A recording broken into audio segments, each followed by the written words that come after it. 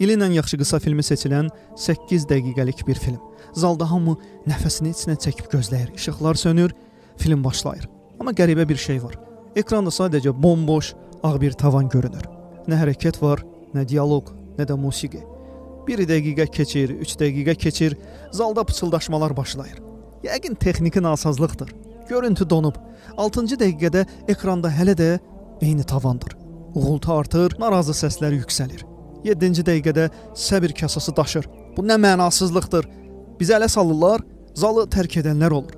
Və tam 8-ci dəqiqədə kamera yavaş-yavaş aşağı enir.